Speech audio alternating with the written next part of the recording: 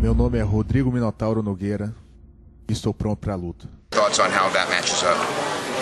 I don't know. It's interesting. It's hard to say what's going to happen with Brock Lesnar because he pulls something new out every time. Listen, Shane Carwin was everything that we thought and said he was. Me, you guys, he's a bad dude. and you know what? We were so focused. Everybody was talking about Brock's ring rust and being gone for so long, and not the fact that Shane had never been out of the first round. There's no doubt that he gassed tonight. You know what I mean? And it was, I don't know, it's going to be interesting. Cain Velasquez doesn't have that many fights either. Him and Brock are really in the same boat. It's going to be a fun one. How soon do you see that coming together? I don't know. I got to talk to Brock. Could it be as soon as Indianapolis? Like I just said, man, farming sounds fun and everything, but it's not what pays the bills. Do you have anything? It's like acting.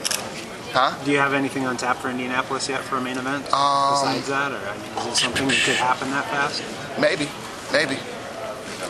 When that fight takes place, are you planning any kind of special push for Mexico or Mexico City or Mexico pay-per-view or something?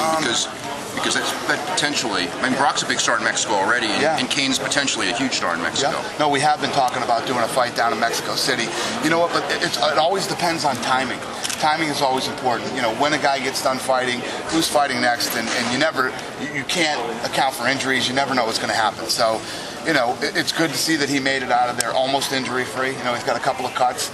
But the guy who sews these guys up, Dr. Shu, is the best cut man. Not cut man, but doctor, surgeon, that works on cuts in the country. So that guy saved more fights for us than anybody. Dana, is it true you're going to make an event in Brazil, also with the Ultimate Fighter, with the Brazilian fighters? Yeah, well, Ultimate Fighter? Yeah, eventually we will. There's a couple of other countries that we're focused on right now, and at one point Brazil wasn't on the top of our priority list, but it is now. Now that they got the Olympics down there, we're real interested in coming to Brazil. What about the UFC in Brazil? Also? Yeah, that's what I mean. The UFC coming to Brazil. Yep. Pay-per-view or tough? Or both? Both. What's that? Asking about Vanderlei. What do you say? He's asking about Vanderlei. Oh, Vanderlei? Yeah, Vanderlei's having knee surgery. So he's going to be out for a while. Now that the main event is over, what did you honestly think was going to happen between these two guys? I honestly didn't know. I truly believed that Shane had the better stand-up, and my question was, can Brock take him down? And the answer was Brock couldn't. Brock couldn't take him down. He was having trouble standing with him. He weathered the storm and then went in there the second round. But, Brock made a very good point. It's a 5-round fight. It's not a 1-round fight. And he showed his toughness tonight.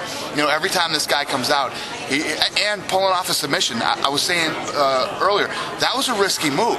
You got that full mount top position on a guy that is tired right now. He could have dropped some big punches and elbows down on him and finished the fight that way, which is probably more of a guarantee that the fight will end that way than pulling off. That submission happened earlier in the Matt Brown Chris Lytle fight, and held that position forever. Doesn't get the choke, and you guys that know anything about the sport, your arms are smoked. If you hold that position for that long, your arms are smoked. Brock could have done that, and it was a risky move, but he pulled it off, and a ballsy move. Dude, I've seen guys in this sport that are really good at submissions, but they just won't go for them because they're so risky. They're better. They'd rather, especially being a wrestler, they'd rather smash the guy against the fence and work the ground and pound. But Brock, I think Brock showed tonight that he's evolving and he's willing to take some chances and try out the new shit he's learning in the gym. Were you kind of saying out loud as it was going on, don't call it, don't stop it, don't stop it? No. Listen, I never say that shit. All I want is the fight to be called fairly and to be done the right way. I mean, like to yourself, where you kind of like, don't stop it, don't stop it, where you're afraid he was going to? Listen, the other thing is, the one who has the best view in there is the referee. And the reason I ended up becoming such a big Herb Dean fan is, and some of you were around then and some of you weren't, I've made a jackass out of myself a few times, but this was the biggest ever. When he broke Tim Sylvia's arm, when Frank Mir did, before the fight, I fucking laid into the commission for having this inexperienced guy doing a title fight, right? And when he broke his arm, I didn't see it. I ran over. That was when Mark Ratner was the commissioner. I started screaming at Mark Ratner. I ran up into the octagon and started screaming. I was screaming at Frank Mir. You know, I went fucking crazy. And then they showed the pop and the break. And, you know, I've seen Herb Dean make some of the most critical calls in the sport. I mean, I could go through a list of film where this guy has seen and pulled off stuff that he's not only is he the best referee, he's the best referee ever in mixed martial arts. So believe me, if it was up to me, I'd like to see Herb Dean refereeing every single fight, but he can't. Let me tell you this, and I mean it, we're writing some fucking checks tonight, okay? We're writing checks. More than what you heard here tonight. Guys are going to get very well taken care of tonight. Tonight was the greatest nights of fights I've ever seen.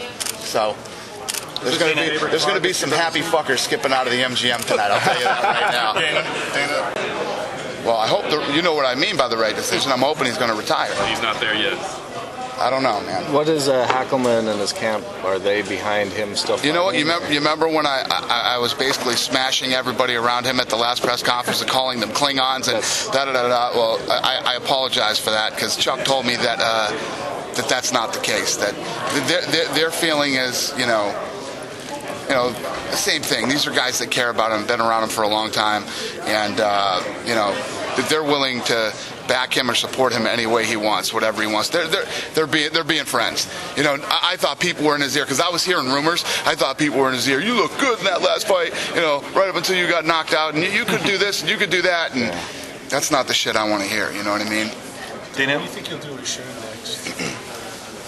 You know, listen, Shane tonight proved he's the number 2 best heavyweight in the world, in my opinion. Till the next fight happens, we'll see, you know, who wins. But he looked awesome tonight. He gassed out. He said that his legs cramped up on him and tightened up. He'll be back. He'll be back. He's a bad dude. So then, do you think he'll challenge the winner of the next heavyweight championship? Who? The Shane will challenge the winner of the. No, you're going to see Kane and Brock fight. Then coming up, Dos Santos is going to fight Big Country, and then the winner of that fight will get the next shot. Can you talk about how you're doing in Europe? Like, I know you're doing UFC in London in October, but how's the UFC performing in Europe? And are you eyeing new countries, or how are you going there? It's great. It's been fantastic. You know, in all these other countries that we've gone in, what happens is, I say it all the time, we get on television, then we go in and do a live event and create the explosion, man, and then the infection spreads. It's going great. Our next, I told you guys tonight, Australia. We're killing it in Australia. Australia's become very, very good for us. And next we want to get into China, South Korea, and India. What's the time? So you're looking... I'm not fucking around. Dude, I'm telling you, in 10 years you guys have known me. Have I ever said stuff that doesn't happen, or at least I try to make happen, you know what I mean? When we say we're going to do something, we do it. We don't just go, oh yeah, we're gonna go to China, and then we just kick around for 6 months. If I say we're going to China, we're going to fucking China. If I say we're going to do a fight in the Middle East, where's it going to be? Probably Abu Dhabi, and you know. Sure enough. You know, believe me, when we say it, we do it. Is it mainland China or Hong Kong or? It's going to be in mainland. Mainland. Yeah. Who's going to head up that office in China? I'll make that announcement soon. We just hired somebody today, literally today. Do you think the night could have been any better if you would have allowed Vuvuzelas? No, you see, I told you, man. I told you we wouldn't need any noisemakers at this fight. In closing, are you going to party tonight someplace in particular? Am I going to party? I'm about to fucking die right now, man. I'm not doing anything. Nothing tonight? I'm going home and going to bed, man. I'm so tired. You guys never hear me say that. Yeah. So, for South Korea, you want to use Akiyama for South Korea? I want to use everybody in South Korea. The second question, you mentioned about ranking. So, Shane Khan wins number 2. Here's the thing. When we go into these other countries, it's not like, you know, I don't have to go to Canada with Georges St. Pierre, you know? And I don't have to do, you know, the thing that I love about this sport, and some of these other countries that aren't used to, you know, aren't used to it. It's one of the things that's so cool about this thing. You never, in a soccer game, for instance, you never hear England cheering for France, or, you know, you don't hear people from New England cheering for the Yankees or the, you know. But in mixed martial arts, you know, fighters can go to these other countries, and people like all the fighters. Not just, it's cool if we go into a market and, like I was talking earlier about Australia. we got a good fighter from Australia. It just makes it that much more exciting. But I don't have to have a card full of Australians, and I don't have the card full of Koreans to go to Korea. You know, that's not how it's going to work. One more question about ranking. I knew you had ranking, but you mentioned about Shane Cowan could be number 2, right? Number 1 is Brock Lesnar, right? And Kane is number 3. And Dos Santos? No, I said Kane proved tonight that I think right now he's the number 2 fighter in the world. We'll find out with Kane when he fights Brock Lesnar. Listen, my thing with rankings is who the fuck knows till these guys fight, man. I don't know. I don't know what's going to happen. You know. What are we looking at date-wise?